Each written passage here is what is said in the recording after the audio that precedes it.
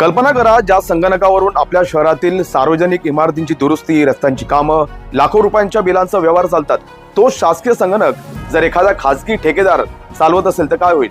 होय, मुंबई महानगरपालिकेच्या एस विभागात म्हणजेच भांडूप वेस्ट येथील पर्यवेक्षण विभागात नेमका हाच धक्कादायक प्रकार समोर आलाय. आमच्या हाती लागलेल्या व्हिडिओत स्पष्ट दिसतंय की पर्यवेक्षण विभागातील शासकीय संगणक हे मनपा कर्मचाऱ्यांनी नव्हे तर एका खासगी ठेकेदारानं हाताळलेत. या संगणकावरच रोजच्या दुरुस्तीच्या ऑर्डर्स, कामांचे बिल्स, मंजुरीचे कागदपत्र आणि तांत्रिक अहवाल टाईप केले जातात. म्हणजेच सगळं प्रशासनिक नियंत्रण ज्या संगणकावरून चालतं त्यावरच बाहेरचा ठेकेदार बसलाय. आता प्रश्न आहे, यात धोका काय आहे? तांत्रिक दृष्ट्या पाहिलं तर ठेकेदार जर शासकीय नेटवर्कमध्ये प्रवेश करतो तर त्याला कॉन्फिडेन्शियल डेटा मिळवण्याची, फाईल्स कॉपी करण्याची, अगदी नष्ट करण्याची सुद्धा क्षमता असते. USB ड्राईव्हद्वारे डेटा बाहेर नेणं, ईमेलद्वारे फाईल्स ट्रान्सफर करणं किंवा सिस्टीम मध्ये मालवेअर टाकणं हे सगळं काही मिनिटात होऊ शकतं.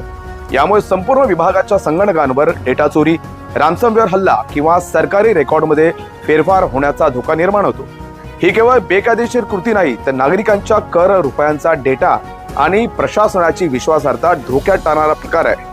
तांत्रिक धोक्याबरोबरच ही बाब महाराष्ट्र शासनाच्या IT धोरण आणि डिजिटल पर्सनल डेटा प्रोटेक्शन कायद्याचं थेट उल्लंघन आहे. नियम स्पष्ट सांगतात, शासकीय संगणकांवर केवळ अधिकृत कर्मचारीच काम करू शकतात, पण इथे ठेकेदारांना बिनधास्तपणे ऍक्सेस देण्यात आलाय. या प्रकारामुळे महानगरपालिकेच्या माहिती सुरक्षा नियमांचं उल्लंघन झालं असून त्यासाठी जबाबदार अधिकारी आणि ठेकेदार दोघांवरही कारवाई अपरिहार्य आहे. तज्ज्ञांच्या मते सर्वप्रथम त्या संगणकाचा नेटवर्क कनेक्शन तोडून त्यांची फॉरेन्सिक इमेज घ्यावी. ठेकेदारांचे सर्व युजर IDs तात्काळ निलंबित करावेत आणि लॉग्स जपून तपासणी सुरू करावी. संबंधित अधिकाऱ्यांवर विभागीय चौकशी आणि ठेकेदारावर FIR दाखल करून ब्लॅक लिस्टिंग ही अनिवार्य कारवाई करावी.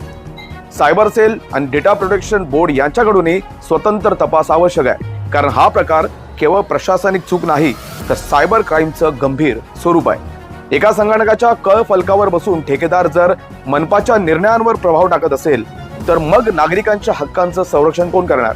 मुंबईकरांचा डेटा, मनपाची विश्वासार्हता आणि शासनाची सुरक्षा हे सर्व एका चुकीच्या ऍक्सेसमुळे धोक्यात आलंय. आता बघायचंय म्हणजे मनपाचे वरिष्ठ अधिकारी या प्रकारावर किती गंभीरपणे कारवाई करतात की पुन्हा एकदा फाईल बंद करून प्रकरण मिटवण्याचं नेहमीच चित्र दिसणार आहे.